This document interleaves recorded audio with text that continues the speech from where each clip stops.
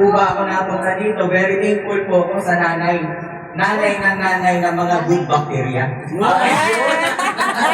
Kundi dahil sa kanya, very thankful po ako. Alam mo kung bakit? Ang daming blessings po at ang daming nangyari po. Okay? So maganda po talaga po dito. Sabi ko nga, buksan nyo lang po yung puso nyo. Okay? Okay po ba yun? Yes! Buksan nyo lang po yung isip nyo kung ano po yung mapapakinggan nyo. Okay? And you decide kung magugustuhan nyo po hindi. Pero for sure, sa dami nyo pong kakilala, magugustuhan nyo po ito. Okay? So, yung nag-invite ko sa akin dito, yung ating butihin po na si Rome. Okay? Okay, sige. Pupunan mo para at least makapag-start na po tayo. Para at least walang struggle. Yan, Dok. Puno na tayo. Ano ba yan?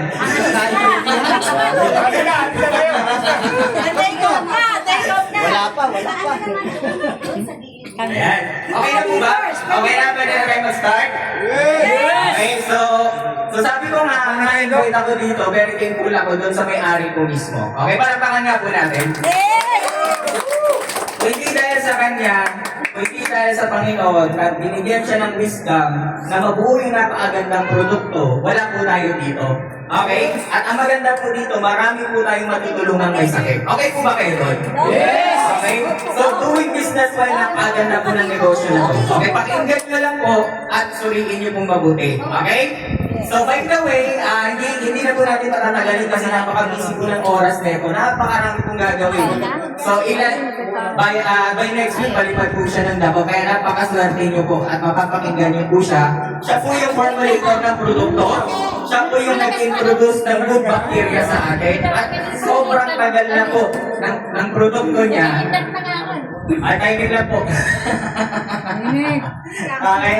So, pinapakilala ko na po at bigyan po natin ng warm welcome at masiga po palakpakan. The only one, the mother of good bacteria, Dok Ani Tamayo.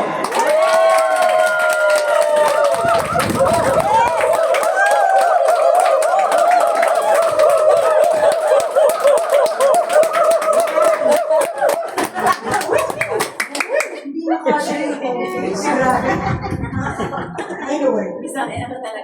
Okay ba kayo? Yes! Sino yung mga hindi pa naka-receive ng payouts dito? Ako, hindi pa. Pwede na bang pumali? Enjoy mo lang. Anyway, napakilala naman na pero grabe, no? As in, yan. Ako po yan. Ang ganda ko dyan, Okay? Ako po yan. So, ako lang naman po yung nag-formulate. Hindi na ngayon. Galing kayo. Di po ba? Sino ang nakainom dito ng bibi ko? So,